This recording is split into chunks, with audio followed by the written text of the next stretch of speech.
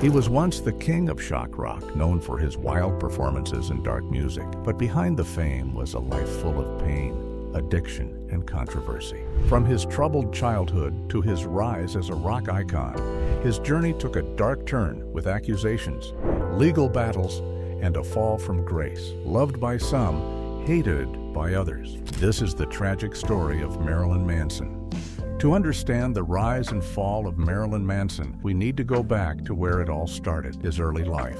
Brian Hugh Warner, who would later become known as Marilyn Manson, was born on January 5, 1969, in Canton, Ohio. Growing up, Brian's life wasn't exactly easy. He faced a lot of challenges that would eventually shape who he became as an artist and public figure. Looking back at his early life, it's clear that his childhood had a huge impact on how he saw the world and how he expressed himself through his music and image. As a kid, Brian didn't really fit in. He grew up in a strict religious household where his family followed the teachings of the Episcopal Church. This meant he went to a private Christian school where he was taught about moral values and how to live a good religious life. However, instead of feeling comforted by these teachings, Brian often felt like something didn't add up. He noticed a lot of people around him who claimed to live by religious principles but didn't always practice what they preached. This made him feel confused and frustrated. The sense of hypocrisy he felt made him question not just the people around him, but also the values he was being taught. This would later become a big theme in his music, where he often challenged religious and societal norms. School wasn't exactly a safe space for him either. Brian was often picked on and bullied for being different. He wasn't like the other kids who seemed to fit in easily. Instead,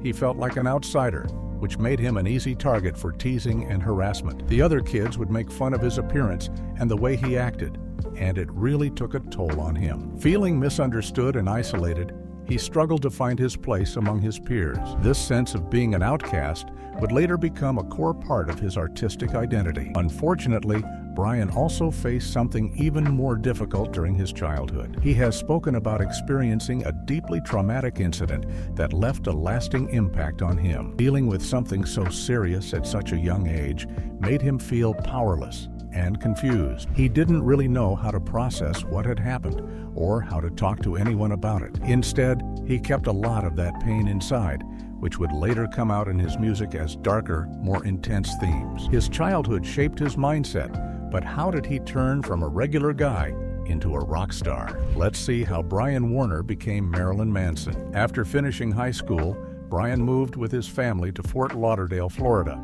There, he decided to pursue journalism at Broward Community College. At this point, music wasn't really the focus of his life yet.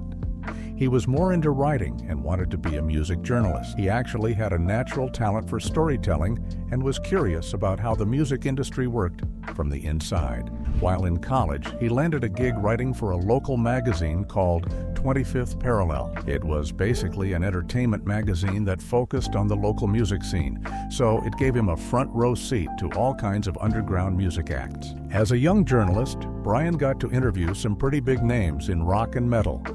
One of the most exciting parts of his job was meeting his idols, like members of bands he admired. He even got to meet people like Trent Reznor from 9 Inch Nails, who would later play a huge role in his own music career. Being around musicians and seeing how they expressed themselves on stage started to spark something inside him. It made him think about his own creative potential, and he realized that maybe journalism wasn't his only passion. One night, while hanging out at a local rock club, Brian met a guitarist named Scott Puteski. They instantly clicked and started talking about forming a band. Scott was super talented and had a creative mindset that matched Brian's rebellious ideas. They shared a fascination with the darker side of culture and the idea of blending shocking visuals with intense music. This was the moment when the concept for Marilyn Manson and the Spooky Kids was born. Once Manson stepped into the music world, things got intense. His shocking performances stirred up reactions like no other. Manson and the band would wear bizarre costumes, heavy makeup, and weird masks. Sometimes Manson would be covered in fake blood or dress in ways that blurred the lines between masculine and feminine. The whole point was to make people question what they were seeing. The band's look alone was enough to make people stop and stare, but their music was just as disturbing. The lyrics talked about dark themes like pain, rebellion, and breaking away from social norms. But it wasn't just the outfits and the songs that made people uncomfortable. It was the whole vibe of the show. Manson would scream into the microphone, thrash around on stage, and even destroy things like props or set pieces. The band's performances felt raw and chaotic, like they were trying to break every rule about how a concert was supposed to be. For some people, it was exciting and different. For others, it was downright scary. Manson knew that his controversial style would get people talking, and that's exactly what he wanted. He didn't just want to be another rock singer. He wanted to challenge what people thought was acceptable. His whole persona was built around the idea of rebellion and pushing boundaries. Whether it was through his lyrics, his fashion, or his stage antics, Manson was determined to make people uncomfortable enough to start conversations. He believed that art should make people think, even if it meant shocking them first. Of course, not everyone was on board with his ideas. As soon as the band started gaining attention, backlash followed. Parents, religious groups, and community leaders started to take notice, and they were not happy. They saw Manson's shows as disturbing and even dangerous, claiming that his music promoted negative values. People accused him of being anti-religious and said his performances were too violent or inappropriate for young audiences. Some groups even started organizing protests outside of venues where Marilyn Manson and the Spooky Kids were scheduled to perform. They held signs and chanted, trying to get the shows canceled. In some places, they actually succeeded. Certain venues banned the band from playing, saying their shows were too controversial and didn't fit the family-friendly image the community wanted. Instead of being discouraged, Manson used the backlash as fuel. He saw the protests as proof that he was getting under people's skin, and that's exactly what he wanted. To him, the outrage meant that his message was being heard loud and clear. Despite the backlash, Manson didn't slow down. Instead, his boldness pushed him into the spotlight. His most iconic album, Antichrist Superstar, changed everything. In 1996, Marilyn Manson released an album that would change everything. Not just for him, but for the entire rock music scene. The album, Antichrist Superstar, was loud, dark, and unapologetically controversial. It wasn't just an album. It was more like a statement against everything Manson saw as fake or oppressive in society. The aggressive sound, combined with intense lyrics and eerie visuals, made it feel like an explosion of raw emotion and rebellion. The album was produced by Trent Reznor of Nine Inch Nails, and it was clear right away that it wasn't going to be just another rock record. The sound was industrial and heavy, blending rock, metal, and electronic elements. The songs tackled themes like power, control, and hypocrisy, often criticizing organized religion and societal expectations. Tracks like The Beautiful People became anthems for those who felt like outsiders or who didn't fit in with mainstream norms. But the music was only part of the story. The visuals that came with Antichrist Superstar were just as shocking as the lyrics. Manson's look during this era was wild. He wore strange costumes, heavy makeup, and often appeared almost monstrous. The album cover itself was eerie, showing Manson looking almost inhuman. Everything about this project was meant to challenge what people thought was acceptable. Instead of backing down, Manson leaned into the controversy. He didn't apologize for the album or its message. Instead, he used the backlash to his advantage. The more people tried to silence him, the more popular he became.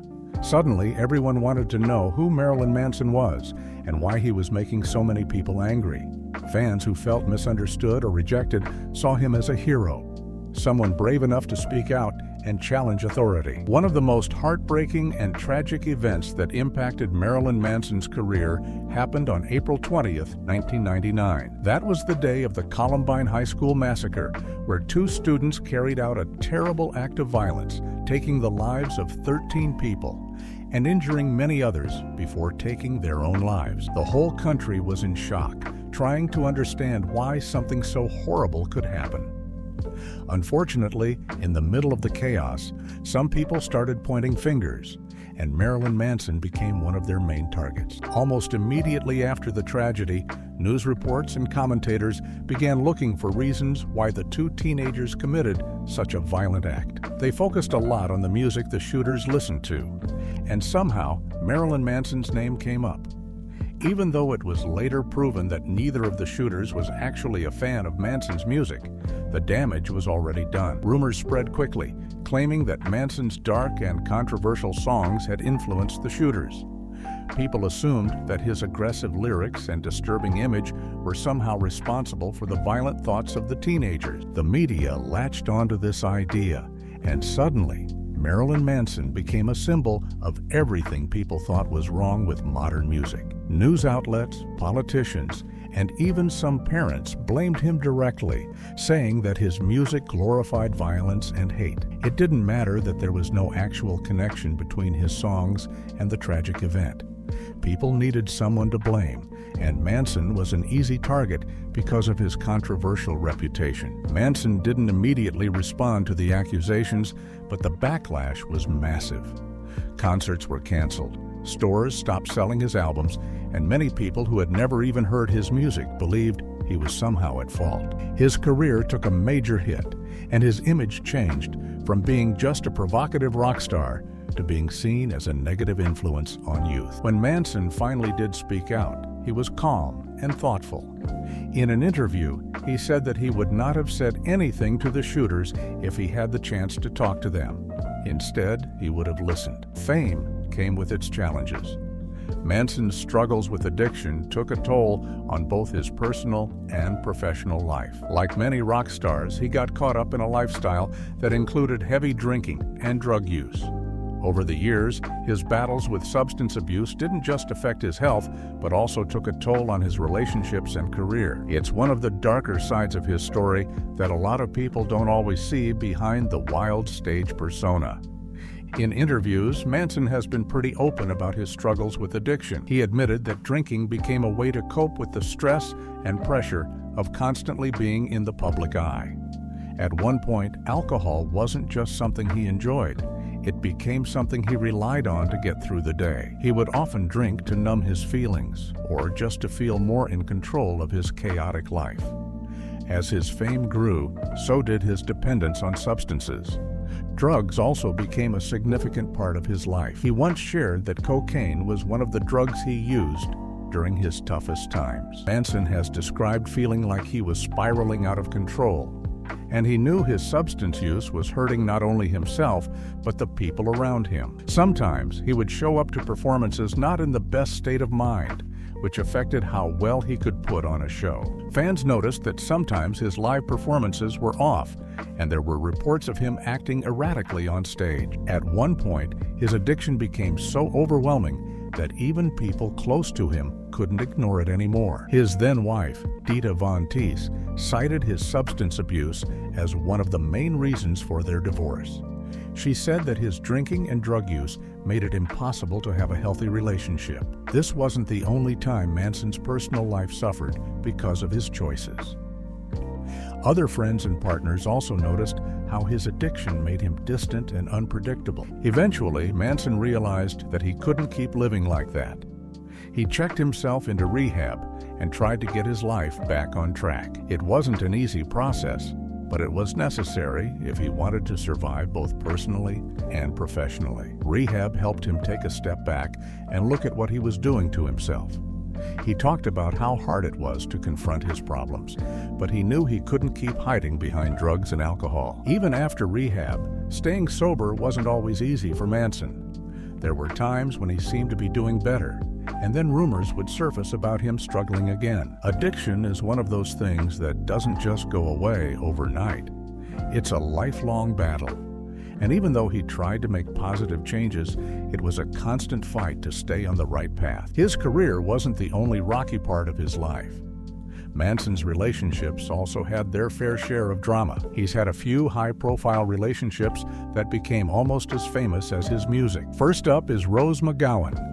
In the late 90s, Manson and McGowan became one of the most unconventional celebrity couples around. Rose was already known for her bold personality and unique style, so being with Manson seemed to make sense in a weird way. They even got engaged in 1999, and it looked like they were pretty serious. However, their relationship didn't last, and they broke up in 2001. Rose later said that Manson's lifestyle, especially his drug use, was just too much to handle. Even though they split, she never really spoke badly of him, which was surprising considering how intense their relationship seemed. After Rose, Manson moved on to Dita Von Teese, a famous burlesque dancer and model. They seemed like a perfect match because they both had this gothic, dark, and glamorous vibe. In 2005, they got married in a lavish ceremony that was as dramatic as you'd expect from Manson. For a while, they were seen as this edgy power couple who embraced a vintage, gothic aesthetic. But sadly, their marriage didn't last long. Just a year later, Dita filed for divorce, citing Manson's drug use and lifestyle as the reasons. She mentioned that his partying and substance issues made it impossible to keep their relationship healthy. It was clear that Manson's rock star lifestyle was once again causing problems in his personal life. Then came Evan Rachel Wood, an actress much younger than Manson. Their relationship was controversial from the start because of their significant age difference. They dated on and off for several years, and at one point, they were even engaged. Manson's relationship with Wood was turbulent and intense. After they broke up for good, Manson channeled his heartbreak into his music. His 2009 album, The High End of Low, was heavily influenced by the pain of their breakup. The lyrics were darker and more personal, reflecting his struggles with love and loss. As his personal life was already complicated, a new cultural wave brought his past actions into the spotlight. The #MeToo movement started around 2017 and really picked up in 2018. It was a time when many people, especially women, started speaking out about their experiences with harassment and abuse, often pointing to powerful figures in entertainment and other industries. This movement encouraged survivors to share their stories without feeling ashamed or afraid, and it sparked a lot of conversations about accountability and respect. As more people came forward, a lot of celebrities faced serious accusations, and it became clear that things were about to change in Hollywood and beyond. Marilyn Manson, known for his shocking persona and dark themes, suddenly found himself caught up in this cultural shift. The way people saw his behavior and past actions started to change. Things he once did or said that people might have overlooked now seemed way more serious. It was like people were looking at him with a new perspective. And his controversial past wasn't just seen as edgy anymore. It was being questioned on a much deeper level. One of the first public claims came from actress Charlene Yee. She shared her experience on social media, saying that Manson had made inappropriate comments and harassed her on the set of the TV show House back in 2018. She described feeling uncomfortable and said that Manson's behavior was really disturbing. At that time, Yee's statements didn't get as much attention as some other allegations in Hollywood, but they still made people start looking at Manson differently. It was like the first sign that his actions were going to be examined more closely. Then, in 2021, Evan Rachel Wood publicly named Manson as her abuser. She shared that she had been manipulated, controlled, and harmed by him during their relationship. This revelation led to many other women coming forward with similar stories, describing instances of emotional and physical abuse. It was a huge turning point because it wasn't just one person speaking out. It was a whole wave of accusations that painted a really dark picture. The accusations didn't just cause public outrage, they also led to legal action. Let's see how the law caught up with Manson. Several women came forward with accusations, and soon Manson found himself facing multiple lawsuits. One of the most well-known lawsuits was filed by actress Esme Bianco, who is best known for her role in Game of Thrones. She accused Manson of physical and emotional abuse during their relationship, claiming that he had mistreated her in really disturbing ways. Bianco's lawsuit wasn't just about abuse. It also included accusations of illegal transportation. She claimed that Manson had promised her professional opportunities that never happened and instead subjected her to harmful and controlling behavior. Bianco wasn't the only one to file a lawsuit. Other women also came forward with similar allegations, detailing experiences of manipulation, coercion, and violence. Things escalated when the Los Angeles County Sheriff's Department got involved. In February 2021, they launched a criminal investigation into Manson after multiple women filed reports. This investigation was serious because it wasn't just about public accusations anymore. It was about finding enough evidence to possibly charge Manson with a crime. The authorities looked into allegations of domestic violence and abuse dating back to incidents that occurred between 2009 and 2011. They interviewed the accusers, gathered statements, and collected any evidence they could find. For nearly 4 years, the investigation was ongoing. During this time, Manson maintained his innocence, saying that the allegations were false and that his relationships had always been consensual. He even accused some of his accusers of fabricating stories to ruin his career. Despite his denials, the legal pressure kept mounting. The public was waiting to see whether charges would be filed and how this would impact Manson's future. Finally, in January 2025, the Los Angeles County District Attorney announced the results of the investigation. They decided not to file any criminal charges against Manson.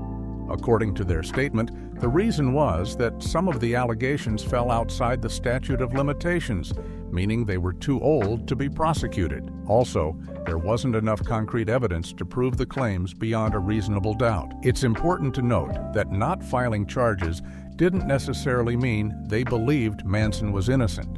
It just meant there wasn't enough proof to move forward legally.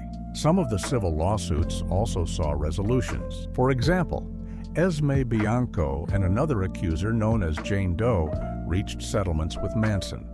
However, one of the women, Ashley Morgan Smithline, withdrew her lawsuit and even recanted her allegations, saying that she had been influenced by other accusers to make false claim. Manson also filed a defamation lawsuit against Evan Rachel Wood, accusing her of conspiring with others to ruin his reputation. However, he eventually dropped this lawsuit in November 2024. The consequences hit hard. Manson's professional life crumbled as brands, labels, and collaborators cut ties. One of the first major blows came when his record label, Loma Vista Recordings, dropped him. They made a public statement saying they would no longer promote his recent album or work with him in the future. This was a big deal because Manson had been with the label for years and they had supported his creative direction. But once the allegations surfaced, they didn't want to be linked to him anymore. Losing his record deal meant not only a financial hit, but also a loss of industry support, which made it harder for him to release new music. It didn't stop there. Manson also lost his talent management. His longtime manager, Tony Sciola, cut ties with him after working together for over 25 years. This was a huge loss because Sciola had been by his side through many ups and downs. Without his manager, Manson didn't have the same level of guidance or support to help navigate the crisis. Acting roles were also affected. Manson had made some guest appearances on TV shows, including popular series like American Gods and Creepshow. However, as soon as the allegations made headlines, both shows announced that they would no longer feature his scenes. The creators of American Gods even went as far as editing out his parts from the show. Manson had started to build a side career in acting, but all that came crashing down because no one wanted to be associated with the scandal. Brands that once collaborated with him also distanced themselves. Even his own merchandise was pulled from stores, as companies didn't want to risk backlash by continuing to sell his branded items. All this meant that Manson wasn't just losing income from music and performances, but also from other business ventures. After hitting rock bottom, Manson is trying to bounce back. He's focused on sobriety and a musical comeback. But will it work? One of the biggest signs that Manson is serious about his comeback is his new record deal with Nuclear Blast, a label known for working with some of the biggest names in heavy metal and rock. Signing with a new label was a huge step for him, especially after being dropped by his previous one. It's like a fresh start, giving him the opportunity to put out new music and reconnect with his fans. Nuclear Blast announced that Manson is working on a new album, which would be his first release since We Are Chaos in 2020. Along with the new music, Manson has also announced that he's planning to hit the road again. In 2024, he revealed that he would be joining Five Finger Death Punch as a direct support act on their tour. This would mark his first live performances since 2019, and it's a pretty big deal considering how much his career has been on pause. Fans are curious to see if his new approach to life will reflect in his performances, and if his music will still have that raw, intense energy that made him famous in the first place. However, even with these positive steps, the comeback isn't guaranteed to be smooth. Public opinion is still deeply divided. Some fans are excited to see him back on stage, believing that he deserves a second chance now that he's working on himself. They feel that his music and persona are still important parts of the rock scene, and they're willing to support him despite his past controversies. But not everyone feels that way. There's a significant number of people who believe that Manson shouldn't be allowed back into the spotlight because of the serious accusations against him. Even though the criminal investigation didn't result in charges, many still feel that his behavior in the past can't just be overlooked. Some critics argue that even with sobriety and new music, his legacy is too damaged to ever fully recover. Manson's comeback isn't just about music, he's also making unexpected public appearances. But are they helping his image or hurting it? One of the most unexpected things to happen in Marilyn Manson's career lately was his appearance at Kanye West's Sunday service. It was one of those moments that left people genuinely confused and unsure of what to think. Here you have Marilyn Manson, known for his dark, rebellious, and often controversial persona, suddenly showing up at a religious-themed event hosted by Kanye West. It felt like a complete clash of worlds, and people couldn't stop talking about it. To give a bit of context, Kanye's Sunday service is a unique kind of event where he blends music, spirituality, and worship into one big experience. It's got a strong gospel vibe, with Kanye leading a choir and often sharing positive, faith-based messages. So when Marilyn Manson appeared at one of these services, dressed all in white, and participating in the event, people couldn't quite believe it. Manson, who's been heavily criticized for his controversial lyrics and dark themes, standing side by side with Kanye was definitely not something anyone expected. People immediately started speculating about why Manson was there. Was this a genuine sign that he was changing his ways and trying to turn over a new leaf? Or was it just a strategic move to get people talking about him again? Some thought that maybe Manson was trying to rehabilitate his image after all the negative press from the abuse allegations. Associating himself with Kanye, who has been openly vocal about his Christian faith lately, could have been a way for Manson to show that he's trying to move past his dark reputation. But not everyone saw it that way. Some people thought the whole thing was just a publicity stunt. Kanye is known for doing unexpected things to get people's attention, and this felt like one of those moments. To some, it seemed like Kanye was trying to make a statement by bringing together someone as controversial as Manson with his religious event. It made people wonder if Kanye was deliberately trying to challenge the idea of forgiveness and redemption by giving Manson a platform in such a surprising way. The public reaction was definitely mixed. On one hand, some fans of Manson felt like this was a positive step. They saw it as him being willing to open up to new experiences and maybe even reflect on his past. They thought it took courage for him to stand there and be part of something so different from his usual image. On the other hand, critics felt like it was inappropriate. They thought that allowing someone accused of serious wrongdoing to participate in a spiritual service was just wrong. It made some people question whether Kanye's Sunday service was more about shock value than genuine worship. Another interesting aspect was how the media covered it.